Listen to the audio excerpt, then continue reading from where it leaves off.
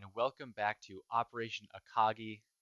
This is the final video that I'll be putting out about Operation Akagi. This will just be a little strategy recap, game recap type video.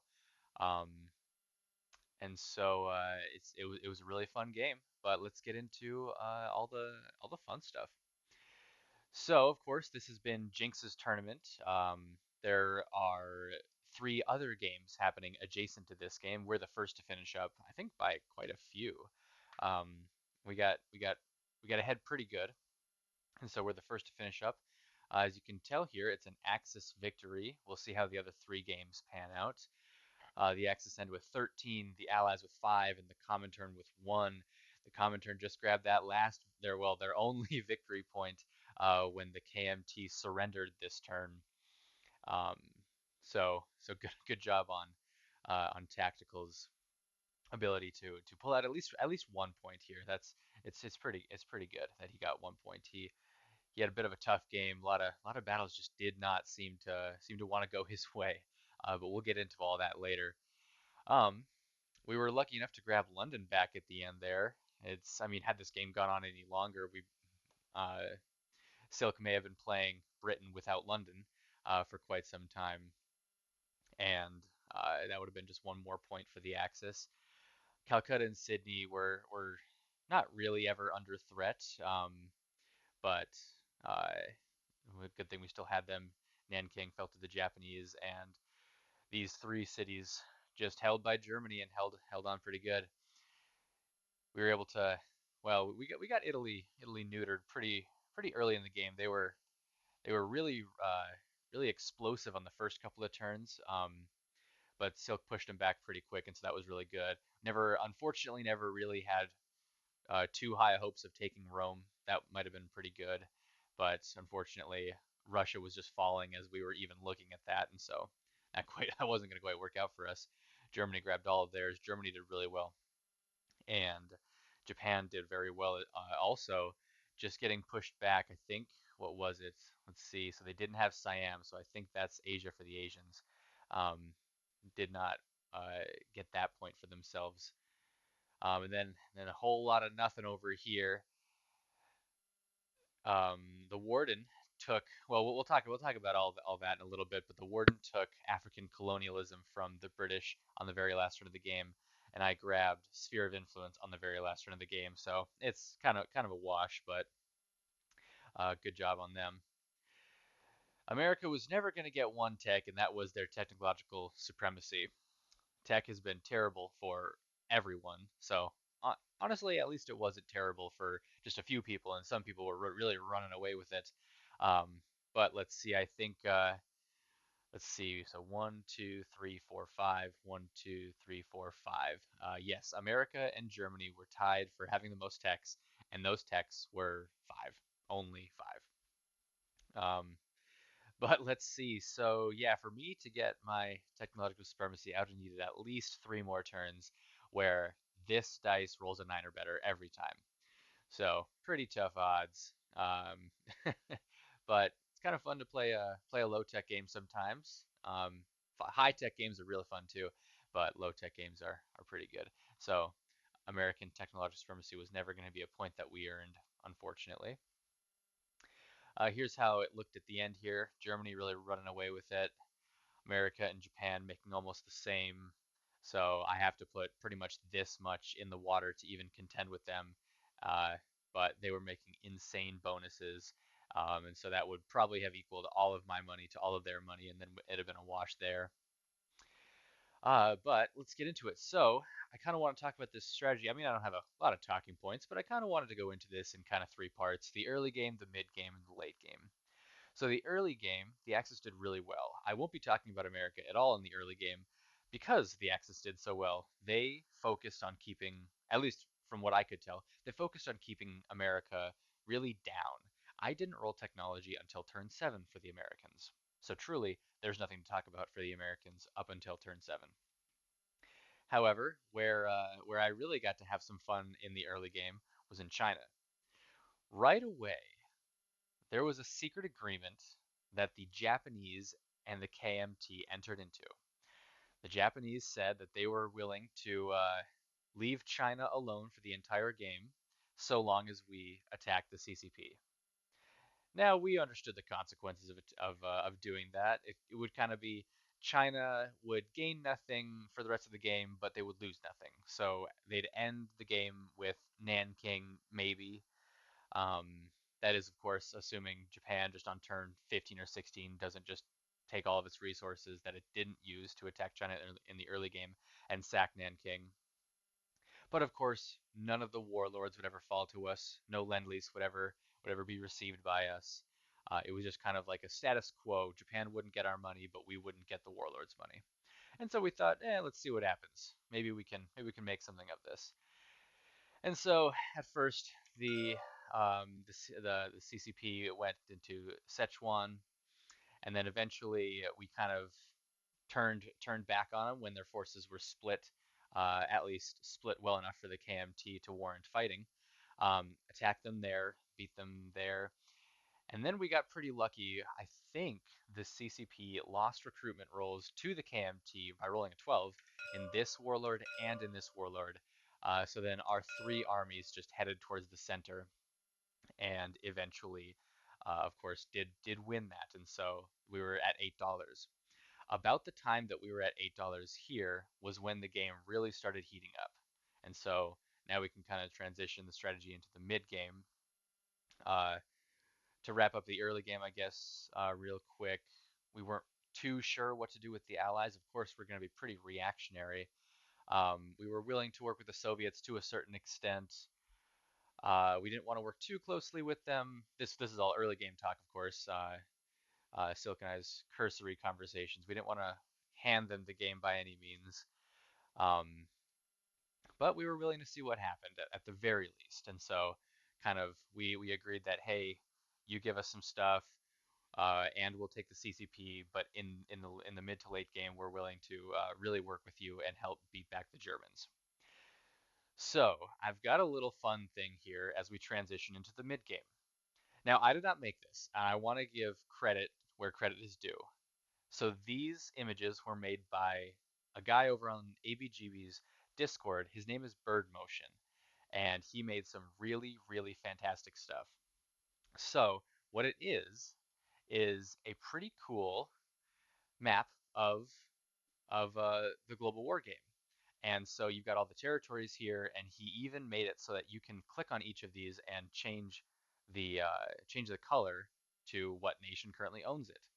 And so Bird Motion is doing this for all of the games going on in the tournament. Really fantastic stuff. I love looking at this.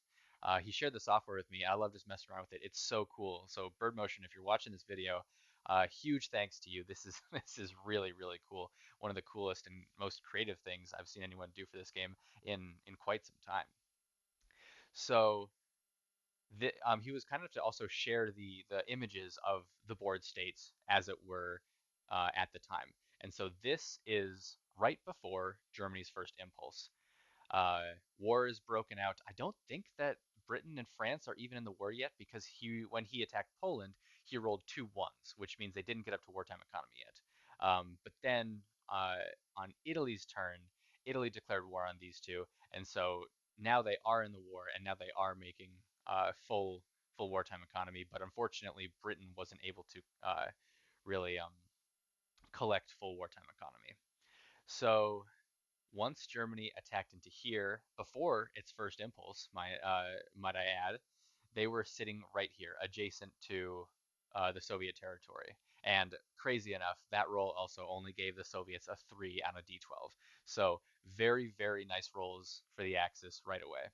Um, we were kind of talking with Tactical as the Silk and I as the allies, and we were warning him this is going to get pretty rough because he's got his impulse, he's got $80 in tanks sitting, uh, honestly, within striking distance of Paris and within striking distance of Moscow. We didn't know what was going to happen, and so we kind of figured either he can go for Leningrad up here. He probably wouldn't be able to get Moscow. He'd lose a lot of his troops on the way over there, like such as infantry not being able to make it and whatnot. Um, but so we thought, all right, he's going to either go for Leningrad or for Paris. And There's also this sneaky move done here by some Soviet paratroopers to kind of cut the reinforcement lines. Nice play on that. They took it back immediately, but nonetheless, it was still a help for tactical. So we were like, all right, he's either going to take Paris or he's going to take Leningrad. So we'll see what happens. We don't think he has the horses to take them both. Here's what it looked like on the first impulse. He grabs Smolensk, kind of starts sneaking down here. Almost all of Poland is gone, but for the most part, the Soviets are intact. But of course, now this means that anything that was in the front lines is gone, and he's now the warden. He's now free to pretty much go anywhere he wants in the back lines. And now Paris is looking pretty dangerously close to being encircled. Um, it wasn't encircled. It was a battle for Paris. That's what ended up happening in this game. But we're looking here, and it's looking like a strong Germany. And here comes the next one. It was a fantastic play done by the warden. Paris fell. Vichy got quite a bit of good stuff. We had North Africa. Well, that was North Africa, Madagascar, and Vietnam, so that was all pretty good. But if you look over here, Stalingrad fell. Most of Ukraine is gone. Smolensk, Leningrad is gone, and here's Moscow right there. Moscow is looking down the barrel of all of Germany's tanks, all of Germany's guns, looking looking absolutely fantastic for the Axis. And of course, the Japanese are pushing from this side, and so they're losing a few dollars from Vladivostok all the way up to well, Novosibirsk is over here. It was under threat for a little while, but the Axis did a fantastic job killing the Soviets and killing them quickly.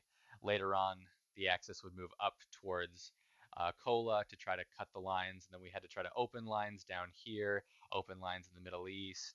Um, but it was all too little, too late. The Soviets were getting beat back at every opportunity. I did watch Tactical's recap video where he said that I think he said something along the lines of he had a pretty good mitt full of dice. I think he was rolling 10 dice or so, and none of the dice hit, or perhaps one or two did. So really, really rough time for Tactical against the Germans. Um, but fantastic plays by the Germans against everyone truly. Um, and so this is kind of how the mid game looked. We were able to kind of take on Italy. Well, mostly Silk. I was out of the game for a little while yet. I forget the exact turn that I came in on, but Silk was able to dispatch Italy, and with the Soviets on the back foot for quite some time, we were trying to lend lease best we could. But the Germans kept blowing up the port and striking out at all the places we were trying to lend lease to, and it just was not enough, and the Germans ended up taking it.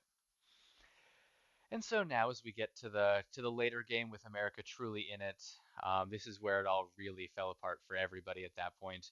The Italians here struck out and destroyed everything of the American Navy in the Mediterranean. A really good play. I should have either put it in port or reinforced it a little bit more. Granted, the Italians only escaped with a single fighter, so it was the Italian Navy for the American Mediterranean Navy, and that was pretty rough. And then even later in the game, I lost some bombers by landing them in Sardinia instead of Sicily. We had some hopes in Sicily to build up a decent little force with the factory, but um, as problems grew bigger elsewhere, we neglected that more and more and just kind of left it to its own devices. Of course, Egypt eventually comes back into the fold for the British, and well, here's that sneaky Italian that took that point away from us at the very end. We'll get back to London, but I want to talk about these ships real quick. So towards the end of the game, we decided that we were going to try to destroy Japan's Kido Butai and maybe get America the Big Blue Fleet victory points. But we, well, obviously we weren't able to do that. But the plan was to have either the American fleet or the British fleet engage the Japanese fleet first, and then have the second one fight it as a follow-up.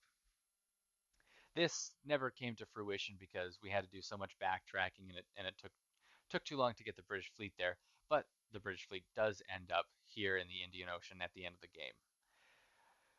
They were still a couple of turns away from fighting the Jap fleet, and even after the the fantastic battle, it was a very fun fight that Major Foe and I had. He messaged me one evening and because he saw that I was online, he was like, "Hey, I'm gonna do the really big fight off of Midway. You want to hop on and roll dice with me?" And I thought that was a fantastic idea because then he wouldn't have to worry too much about my casualty list because I kind of make them a little complicated sometimes. It's like, well, if you're getting first strikes and you're hitting my backlines, I want these troops. If you're not getting first strikes, I want these troops.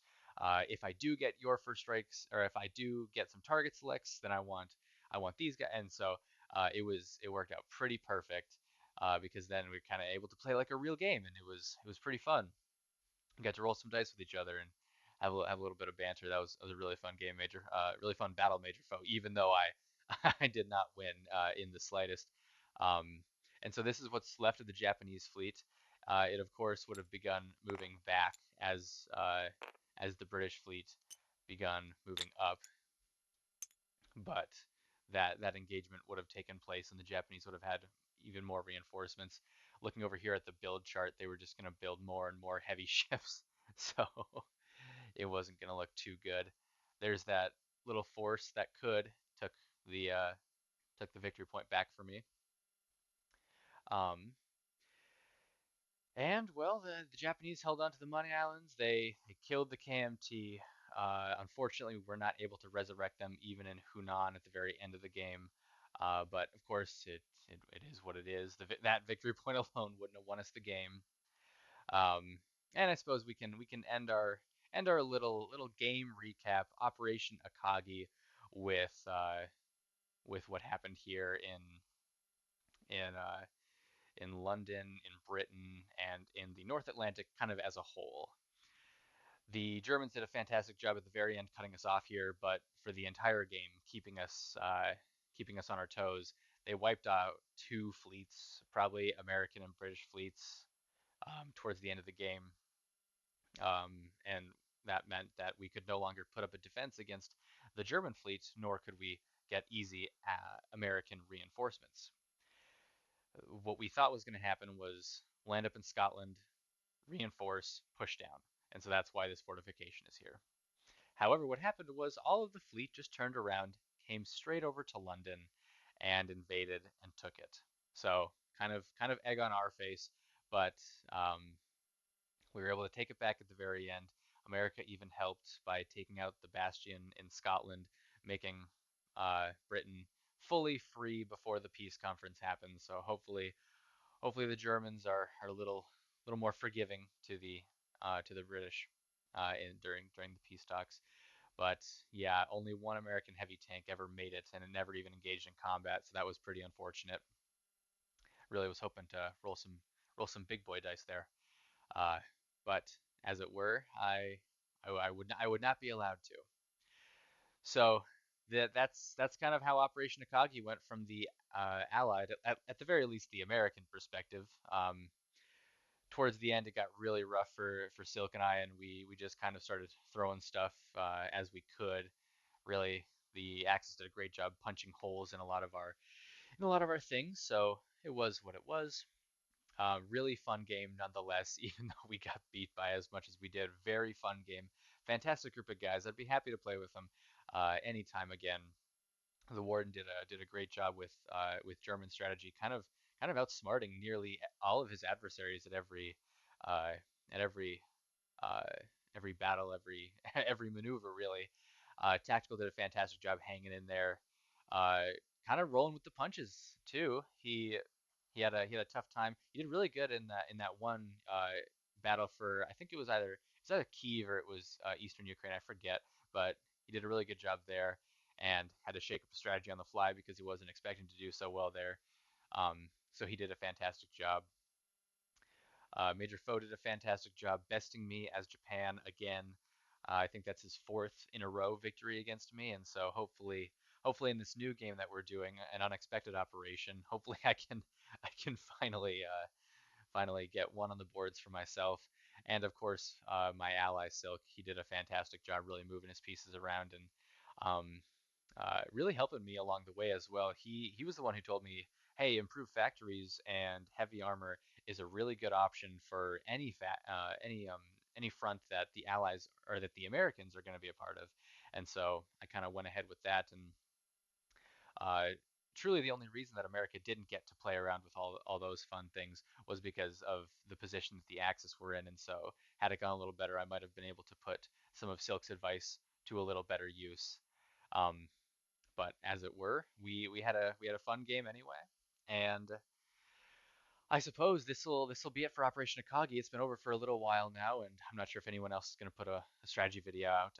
I know Tactical did, but perhaps someone else will, perhaps not. But all in all, really fun game. I was happy to be a part of it. Don't think I'll be making it to round two of Jinx's tournament. So in that event, good luck to the Warden and to Major Foe on your future games. Hopefully, you guys make it to the end and perhaps win it all.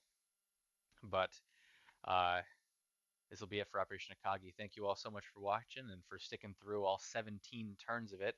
Lasted just over 2 months.